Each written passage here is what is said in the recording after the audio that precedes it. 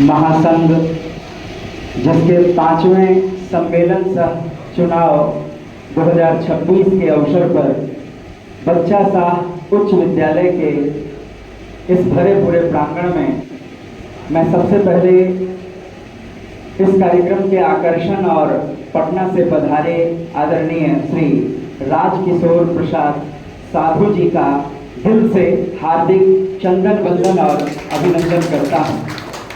अगली बारी हमारे इस कार्यक्रम में पधारे जिले के भिन्न भिन्न प्रखंडों और हिस्सों से आए अध्यापक अध्यापिकाओं एवं शिक्षकेतर सभी कर्मियों को भी मैं धन्यवाद इसलिए देता हूं कि आज की विपरीत परिस्थिति में भी आपने आकर कम से कम हमारे इस शिक्षक शिक्षकेतर कर्मचारी महासंघ के झंडे को मजबूत करने का काम किया है। मैं इसके लिए आप सबों को धन्यवाद देता हूं। एक वक्त था जब हम सभी टैगिंग सिस्टम के गुलामी से जुड़े हुए थे। नए लोगों को शायद इसका कड़वा स्वाद और अनुभव नहीं होगा, लेकिन आज़ाद देश में हम कैसे गुलाम थे इस बात का एहसास 2012 के पहले हम लोगों ने झेला है। और उस चीज से अगर मुक्ति मिली तो मैं यह सबसे बड़ी उपलब्धि मानता हूं, और यह आदरणीय साधु सर के नेतृत्व में ही संभव हो सका था। इसमें कोई दूसरे व्यक्ति नहीं है। मेरे आज संबोधन का मूल यही है कि आज बहुत सारे लोग अलग अलग डालियों और शाखाओं के रूप में अपनी पहचान बनाने में लगे हुए हैं। कोई लोग एक अलग टीम बनाकर और अपने महत्व को बनाए रखना चाहते हैं, लेकिन इस तरह वो लोग जैसे भी अलग अलग डालियों के रूप में अपने आप को मान रहे हैं कि हम फल फूल रहे हैं, वास्तव में उन्हें भी वह ऊर्जा जिस जड़ से मिली है वह जड़ आदरणीय साधु बाबू जी हैं। मैं ये दावे से कहता हूं, इनके साथ रहकर, इनके संरक्षण में रहकर जो कुछ भी थोड़ी बहुत बुद्धि, नीति, कौशल और ज्ञान की चार बातें, कार्यालय में कोई पत्र देने का सलीका और थोड़ी सी भी अगर उनकी कोई पहचान बनी है तो उसके जड़ में भी मैं मानता हूं और आपकी आत्मा जानती है कि साधु सर का ही योगदान है। हमें 2008 में मुक्ति मिली और हम सब वित्त रहित से अनुदानित की श्रेणी में आए। 2012 में हमें दूसरी उपलब्धि टैगिंग सिस्टम से फ्री करके मिला। और आप स्मरण करें, बीते 2 साल पहले जब एक टीम आकर, जिसमें वरिष्ठ अधिकारी की भूमिका थी और सभी विद्यालयों में जा जाकर उन्होंने हमारे आपके बारे में सारे आंकड़े लिए, उस वक्त भी कुछ नारद प्रकार की भूमिका निभाने वाले, नारद ही बोलूंगा, जो 10 द्वार घूमकर सूचनाओं को भ्रमपूर्ण रूप से प्रेषित करते हैं, ऐसे थोड़े बहुत नारद मुनियों के कारण हमारा संगठन उस वक्त भी खतरे में पड़ा। लेकिन संघ को मजबूती से चलाते हुए और उच्च न्यायालय में जाकर आदरणीय साधु सर के द्वारा यह चुनौती दी गई और यह एक बहुत बड़ी लड़ाई थी। मैं यह स्पष्ट कहूंगा, अजित बाबू हों, राम विनय जी हों या बसंत झा जी अभी नहीं आए हैं, उस वक्त कन्हैया चौधरी भी शायद थे धरा पर, ऐसे बहुत सारे लोग थे, सब निराश थे।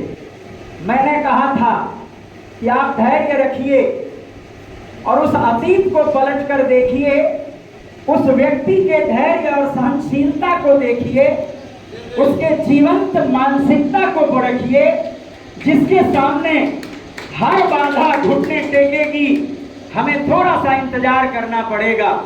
और इन्होंने आंतरिक रूप से हम सबों को बहुत सारा ढाढ़स दिया, हिम्मत दिया, और उसी के बदौलत हमने हमारी बची खुची ऊर्जा से लगातार लड़ाई लड़ने का प्रयास किया। बहुत सारे स्कूलों ने सरेंडर कर दिया, मान लिया कि अब हमारा अंत हो गया, हम संस्था चलाने वाले नहीं हैं। लेकिन ऐसे समय में मुझे लगता है कि 1.5 साल के एक अच्छे अंतराल तक में अपनी सूझबूझ से बीच का रास्ता निकालते हुए कि कम से कम बच्चों के हित का बहाना करके स्कूल बचेगा, विद्यालय आबाद रहेगा और हम अध्यापक अध्यापिका ही कहलाएंगे, इस तरह टैग के द्वारा हमने 2025 और 2026 में बच्चों को उत्प्रेषित किया। भले टैगिंग ही सही, और वह टैग भी 2026 में टूट गया।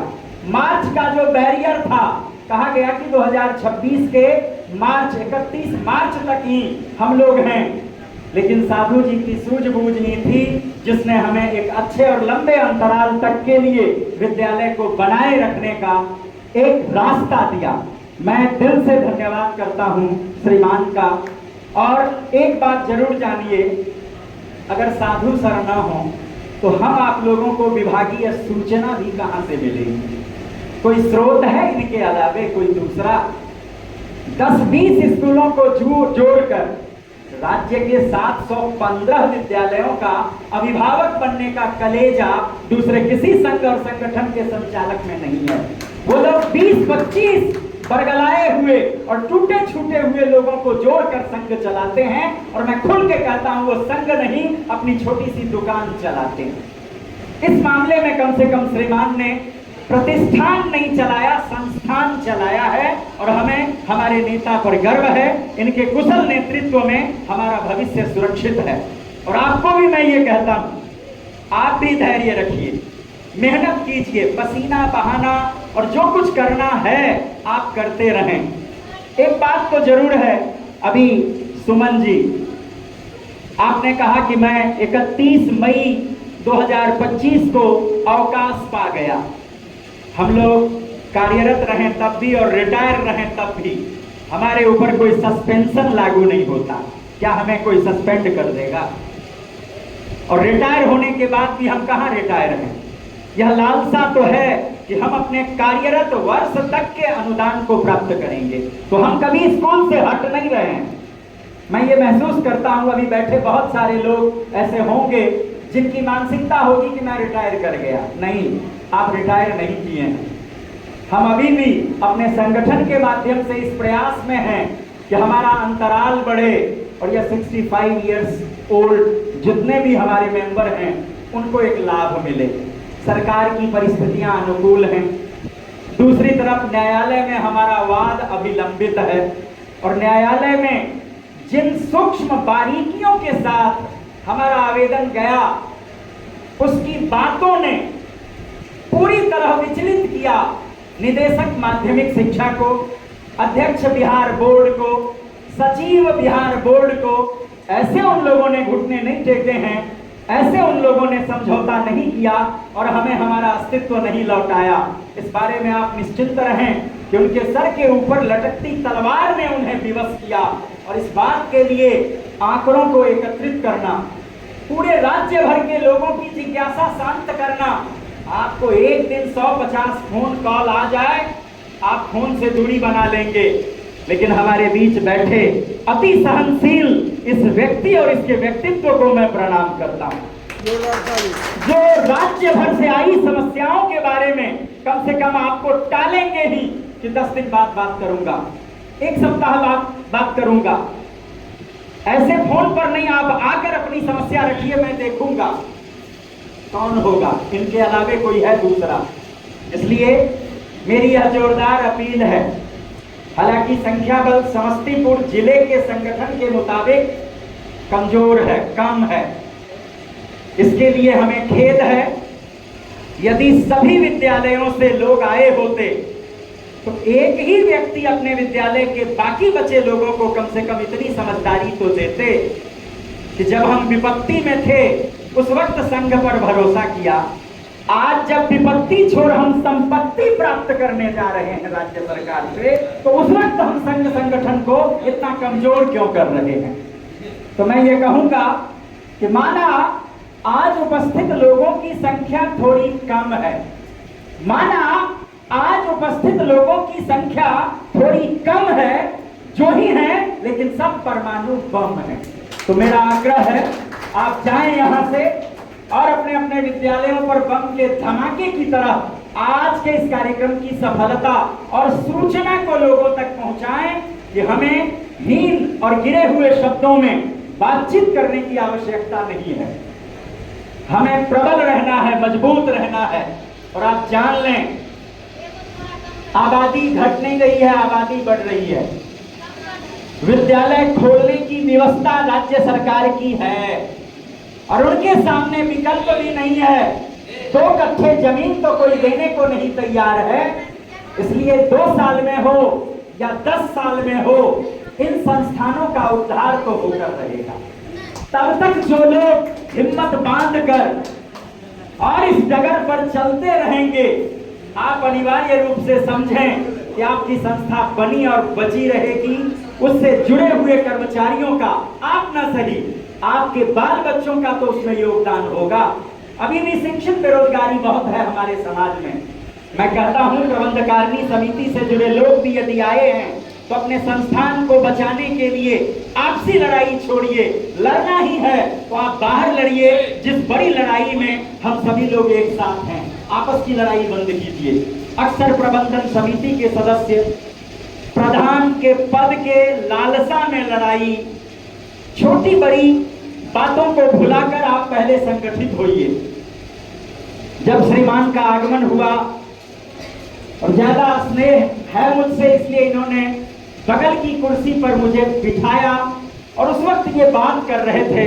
इस संस्थान के संस्थापक परिवार से श्रीमान हैं, मैं आपका नाम नहीं जानता हूं, लेकिन आपको और सुमन जी को श्रीमान ने ये कहा कि आपके पास इतना बड़ा एरिया है तो आप +2 के लिए प्रयास कीजिए। सुनकर मुझे अच्छा लगा। अभी तक हम 9वीं और 10वीं ही चला रहे हैं, लेकिन क्या अच्छा होगा कि इंटरमीडिएट आर्ट और इंटरमीडिएट साइंस, जब नियमों में शिथिलता ऊपर की गई है तो 120 और 120 240 सीट भी आर्ट साइंस मिलाकर अगर हमें मिल जाएगा तो हमारी आपकी तरह कुछ और शिक्षित बेरोजगार भाइयों को रोजगार लगेगा और साथ ही संस्था का उन्नयन होगा। उसमें थोड़ी आमदनी भी है, आंतरिक आमदनी। अनुदान की बातों को छोड़कर अरे नमक हल्दी और थोड़े प्याज लहसुन के खर्च भी अगर हमारी व्यवस्था से निकल जाएगा तो लोग जुड़े रहेंगे और उसमें कोई क्लास सिस्टम की भी कोई बहुत बात नहीं है। नामांकन, फार्म, पंजीयन, प्रमाण पत्र वितरण, इन कार्यों को तो हम इंटरमीडिएट लेवल पर कर ही सकते हैं। इसलिए जो भूमिदाता सदस्य हैं, जिन्होंने कम ही कमरों में लेकिन संस्थान को जिंदा रखा है, आप कम से कम भगवती सरस्वती के इस अच्छे प्रांगण में अनिवार्य रूप से आप चहलकदमी जरूर करें। बच्चे 5 हो या 50 या 500।